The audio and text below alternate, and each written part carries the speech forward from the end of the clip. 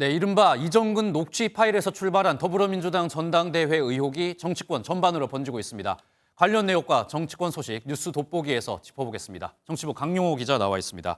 강 기자 어서 오십시오. 일단 이 외교 문제와 당 안팎 문제로 국민의힘 이 여러 가지 문제가 많았었는데 이번 돈봉투 의혹으로 좀 화제를 돌리려는 그런 모습입니다.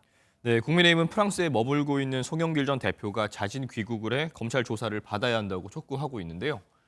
하지만 여기서 그치지 않고 국정조사 등 당 차원의 대응 방안을 검토하고 있습니다. 조만간 이와 관련한 지도부 차원 입장이 나올 예정입니다. 네, 국민의힘이 민주당을 공격하는 거는 좀 자연스러운 것 같은데 그런데 민주당 내부에서도 좀 분위기 변화가 감지가 된다면서요. 네, 일단 부패 정당 공세를 차단하는 데 집중하고 있는데요. 전해드린 대로 이르면 오늘 당 차원의 진상조사 방식을 발표할 것으로 전망됩니다. 당내 인사들의 녹취가 그대로 공개되면서 여론전에서 불리하다는 판단이 깔려 있습니다. 당내에선 이번 의혹으로 내부 계파 갈등이 불거질 수 있다는 우려도 조심스럽게 나오고 있습니다. 네, 다른 정치권 움직임도 한번 짚어보겠습니다. 여야 지도부 어제 세월호 9주기 추모식에 참석을 했는데 이 메시지에 약간 온도차가 있었다고요. 네, 우선 여야의 추모 논평 주요 발언들 직접 들어보시죠. 모두가 경각심을 갖고 최선을 다할 때만 지킬 수가 있습니다. 사회 전반의 안전을 점검하고 미비한 제도를 개선해 나갈 수 있도록 국민의힘과 윤석열 정부는 더욱 노력하겠습니다.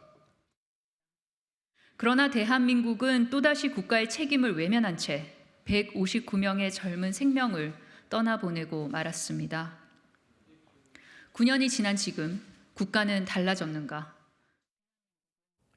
네, 국민의힘은 국민의 경각심이 필요하다는 점을 강조한 반면 민주당은 이태원 참사를 언급하며 국가의 책임에 방점을 찍었습니다. 윤석열 대통령의 메시지도 관심이었는데 직접적인 메시지는 없었습니다. 대통령실 핵심 관계자는 세 곳 행사에서 정부의 입장은 충분히 전달했다고 생각한다고 밝혔습니다. 네, 여당 소식도 한번 짚어보겠습니다. 이 전광훈 목사가 여당 내에서 굉장히 화제의 인물이었는데 오늘 긴급 기자회견이 예정됐다면서요.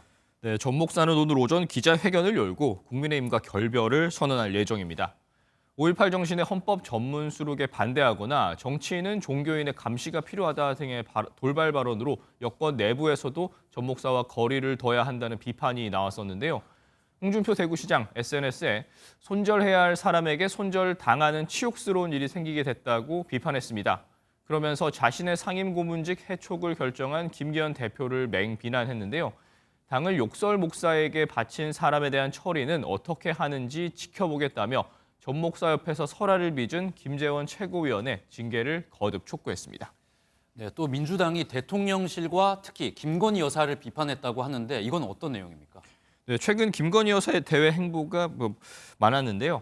민주당은 누가 대통령인지 헷갈릴 정도라며 특히 김 여사의 대통령실 전속 사진을 비판했습니다. 대통령실은 김건희 여사 화보 전시회라도 준비하고 있는 것입니까? 김건희 여사의 조용한 내조는 없고 공적 권력을 동원한 사적 욕심 채우기만 보입니다. 이 캄보디아 순방 때부터 김건희 여사 사진이 이 공격의 어떤 타겟이 되는 것 같은데 이번에도 아이를 안고 있는 한 장면이 문제가 됐다면서요. 네, 지난 13일 김 여사는 한강투신 실종자 수색 중 순직한 고 유재국 경위의 집을 찾았는데요. 이후 유경이의 아들을 안아주는 사진이 공개가 됐고 민주당 지지자들을 중심으로 김 여사가 아이를 억지로 안아 사진을 찍었다는 비판이 제기된 바 있습니다. 하지만 유경이의 부인이 직접 나서 논란을 해명했는데요. 아이가 뇌성마비여서 평소 몸이 경직됐는데 김 여사에게 안겨서 눈을 마주치고 웃었다며 정치적으로만 보는 것 같아서 속상하다고 밝힌 것으로 전해졌습니다. 네, 잘 들었습니다. 지금까지 정치부 강용호 기자였습니다.